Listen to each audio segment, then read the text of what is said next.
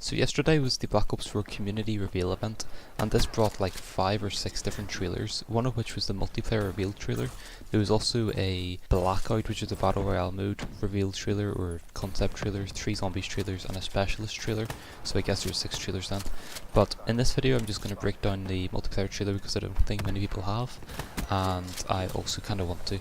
So I'm going to start with the major points, go on to smaller points, and then even smaller points after that. So basically the major points are the health and specialists and all that, and then smaller ones would be guns and equipment, and the very small things are UI things. So we'll get started. So the biggest things which will affect Black Ops 4 and the next year of Call of Duty basically is that it is 5v5, not 6v6. I don't know how much this will change the game because the maps are meant to be smaller because of it, so it should probably still feel as fast paced as a 6v6 map, or as every other Call of Duty game has with 6v6. It's just going to be smaller maps in 5v5. There's also a bigger emphasis on tactical gameplay. One of the changes they've made to do this is that you now have 150 health, which means enemies are going to be more difficult to kill, and you're going to have more health to sustain more damage and probably live through gunfights or whatever. But I think this was mainly changed because there is no health regen.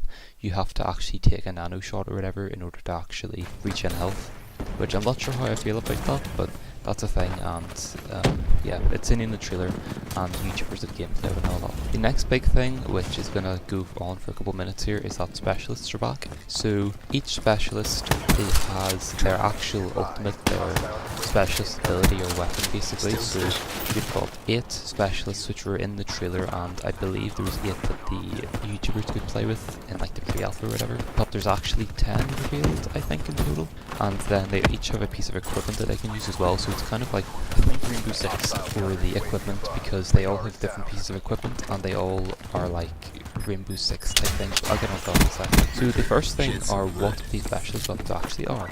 So we have returning specialists, which are Ruin, Seraph, Firebreak and Battery. However, Prophet and Nomad have also been revealed. But Ruin has gravity spikes, as we can expect, only it's 1 grav spike and it doesn't seem to be as powerful. Seraph has the Annihilator, which the Annihilator looks different, but I'm pretty sure it acts the exact same way. We have Firebreak, which is the Purifier, and that doesn't seem as overpowered from the gameplay that I've seen, but it's in the trailer as the Purifier and it looks basically identical. We have Nomad, which I think he has a dog, because in the specialist trailer it looks like he's got a dog, and Battery has the War Machine as to be expected. We also have Crash, which is a new specialist, which has a health shot. So basically think Doc from Rainbow Six, where you can shoot your teammates and they'll get 50 extra points of health, so you'll have 200 in total. I think if Crash shoots 3 teammates he gets 300 health, and I think that only lasts for the duration of that specialist ability. I don't think that lasts for like the whole game or anything like that. We then have Recon, which is Vision Pulse. So Outrider doesn't seem to be in the game, and instead Recon has Vision Pulse. Vision Pulse appears to show the enemies to everyone in the team, so everyone around Recon can probably see the enemies through walls. Not sure how I feel about that, but that's interesting. We have Ajax, which is a riot shield, and you can use a submachine gun during the duration of this ability as well, so it's basically a riot shield with a dedicated pistol in the riot shield as well. We then have Torque, which is deployable cover, so it's kind of like the deployable cover you can get in Rainbow Six, only it's a lot bigger and probably provides more cover and it can't be shot down or something, I'm not sure. Probably expires after a certain amount of time. And then we have Nomad, which is a dog, which I've already said. There's also 9 or 10 pieces of equipment which I know of at the moment. The first one is Fog of War, which I don't actually think it's called Fog of War, but that's what they compared it to, and that's Firebreak. I believe what this is whenever you place it down on the ground, it creates an area of smoke or a radius of smoke, and anyone in the vicinity of that smoke instantly dies or takes damage. I believe this lasts longer if Firebreak takes damage by the thing as well, so you could actually get Crash to shoot Firebreak with his nano shot or his health shot or whatever to get more health and make it last longer. So it's an interesting mechanic, but I'm not sure how it'll work. Probably better for objective game mode too. There's the sensor dart, which Recon has, which seems to work the same way as the sensor knife or something in Titanfall 2, where you can throw a knife at a wall and it'll create a ping or like a UAV only for that sort of area of the map. It works exactly same with sensor dart, only it's a dart shot out of a gun which sticks to the wall and is a UAV for that area of the map basically. I'm pretty sure this works for the entire team as well. There's a slingshot trip mine, which I think is Nomads, and basically it seems as though you can shoot 4 wee nodes onto the ground. They create a trip wire between them, and it's pretty evident to see them, but I think when you chip one it explodes all of them, so it seems pretty powerful, but it's basically as a replacement for Hive, I think, from Black Ops 3, because obviously you can't have that in Black Ops 4 because it takes place before that, and it's basically modern. We then have the cluster grenade from Battery, which seems to fit her theme of being the explosive expert, so I think it's basically a Semtex which makes grenade points everywhere, so it's a mini war machine basically. There's the attack deploy from Seraph, which is really weird because it's a tactical insertion for your entire team, and I believe it's not as bad as it sounds, because you could kind of think, oh, you know, people are going to just troll with it because they could just set one down at the very back of your spawn or something, and then the entire team spawns there for one spawn. But I'm pretty sure you can actually choose where you spawn in Black Ops 4, so you can avoid that pretty well. There's the grapple gun which Ruin has, which people have been saying this is a Titanfall 2 knockoff. Advanced Warfare had this, only it was in a special playlist and it was an ability, so it is interesting. I think it'll work pretty well and it looks pretty cool, but it might be a bit weird having only Ruin have it because it means people are going to be restricted to using Ruin. There's Razor Wire, which Torque has. This is just barbed wire which you put in the floor. I imagine this is going to act similar to the way Rainbow Six has it, where you just move slower through it. I don't think it'll do damage, but we will see in the beta, I guess, or in YouTuber gameplay.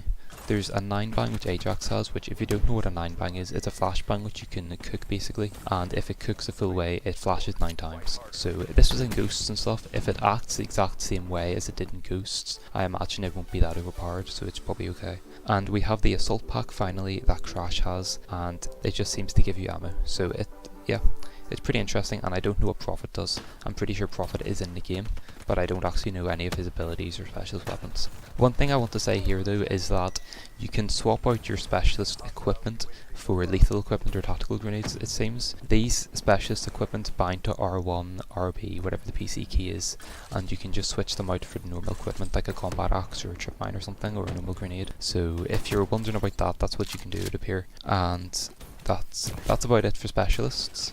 As I've already said, you can choose your own spawn point, which is seen in YouTuber gameplay. I'm not sure how I feel about this, because the whole point of Call of Duty was like it chose your own spawn, and it tried to evaluate what the best spawn was so as you didn't get spawn killed or anything, where if they have any indicator saying that you can't spawn here, you can only spawn here, then that's fair enough. But if it means you can spawn anywhere and it doesn't actually tell you if you're going to die instantly when you spawn there, then that's a problem. So I kind of hope they remove it. I kind of hope they put it back to the old way and only bring up that menu whenever Seraph has attack insert down, but we shall wait and see about that. Another point which is a bit smaller in comparison to everything else I've said is that when you get a kill, it doesn't count as a kill, it's an elimination, and whenever you get an assist it also counts as an elimination. So the way Overwatch or Destiny does it is that if you get enough damage dealt to an enemy, it'll count as an elimination for you and the teammate who killed him. So there's no kills per se, it's just eliminations basically. So no assists, no kills are combined together and they're called eliminations. Capping flags also seems to give a percentage of the cap flagged. I don't know if this means it'll track how many flags you've capped, or if it'll give a total percentage of time spent capping or something. So if you cap 90% of a flag, I don't know if it'll say, instead of one cap, it'll say 90%, and then if you cap 20% of another flag, it'll say 110%. But one thing I do know is that you get the percentage of points for that cap, depending on how much you actually capped. So if you cap 90% of the flag and you get 200 points for capping a flag, you'll get 180 points in total. So I actually quite like that, because it means that objective players get rewarded more for capping objectives or being on a flag, and encourages more people to go onto the flag to help. Because whilst you don't get as many points for getting a full cap, it still means that if you do die in that flag, you still get rewarded for it. There's also swimming, which I guess isn't that big of a surprise because Black Ops 4 or Black Ops 3 is swimming. It does mean though that you can't boost jump out of the water, you do have to find a beach or something to actually climb out over a ladder. So it's quite interesting in that regard, but we'll have to wait and see how that works. And there are missions with specialists, I believe, as introductions to them. So instead of the campaign, they're telling the story through the multiplayer, and it seems as though there are missions as introductions or tutorials for that specialist character, but it also has some sort of story to it. So I quite like that. I think that's pretty cool, but we'll have to see how that plays out. So we're going to go into the smaller points now, and the first thing I'm going to cover is the weapons and then the equipment that I saw in the trailer. So the weapons that seem to be appearing in the trailer are first of all the ICR-1, which is obviously a full auto gun, it's an AR, and it's from Black Ops 3. It does look quite different from Black Ops 3 though. I've seen gameplay of YouTubers using it and it does seem quite different. However, is the ICR1, so I imagine it'll just work the exact same way, it just looks slightly different, like the model for it. There's the MX9, which is a full auto AR, I think. There's the Swordfish, which is a burst AR, I would assume. There's the Titan, which looks quite like the BRM, but it does seem to shoot a lot slower. Kind of like a cross between the Gorgon and BRM maybe, and it's full auto. There's a pistol called Strife, which is semi-auto, it would appear. There's the Auger DMR, which seems nothing like the Auger from Infinite Warfare. It just seems basically like a semi-auto AR or something, a DMR rifle basically. I don't know if it's a sniper rifle or if it lives up to the name DMR, but we'll see. There's the SOG 9mm or the SAUG 9mm, which is an SMG and it's full auto. There's the MOG 12, which is a shotgun, it's pump action, and it kind of looks like the KRM. And then as for equipment, there's the Combat Axe, which is seen in a cool cinematic clip, killing Ruin. And then there's a trip mine scene as well, and there's a trophy system being deployed at the start of the trailer. As for streaks, it isn't seen in the trailer, but Vonda did say there's a UAV back. I would assume that also means there's a counter UAV and an advanced UAV / hater / VSAT. Hellstorm is seen in gameplay from Exclusive Ace. The Mothership is seen in gameplay from, I think, Mr. Darlick JD. There's a strike team, which is seen in the trailer, so I assume that's just going to work the same way the paratroopers maybe work in World War II, or the way support troops worked in Modern Warfare 3. There seems to be a chopper gunner, which is seen shooting at a riot shield, with Seraph shooting it down with a launcher behind him. Another thing I want to say here is that guns seem to have their own unique attachment that can be equipped with Primary Gunfighter. It seems to work the way that divisions work at the moment in World War II, where each gun class has a individual attachment they can use. Now I don't know if these are going to be class wide or if they're only going to be for certain guns. So for example, I don't know if assault rifles are going to be able to use a bayonet in the end, or if it's just the ICR which can use a bayonet, or if it's just the MX9 which can use a bayonet. You know, I don't know if it's only going to be for an individual gun, or if it's going to be for the entire class of gun. There's also meant to be an attachment for LMGs, which lays down suppressive fire. Now I don't know if this means you'll have more ammo but it does less damage, or if it just penetrates cover better or something, but yet again I don't know if that's only for like the Titan LMG or if that's for literally all the LMG classes, but we'll have to wait and see for that, as with everything that I've mentioned already. But that's just one thing which I thought was pretty cool. Primary Gunfighter does seem to, the first one that you use lets you put on an extra attachment and also this special attachment, so we'll see how this all works, but I don't know if the special attachment actually takes up a greater class point, but anyway, it would be a bit weird if it did. As for small things that I noticed in the trailer, the minimap is a circle instead of a square or rectangle. Instead of showing how much ammo you have on your reserve, it actually shows you physically how many mags you have left at the bottom right of the screen.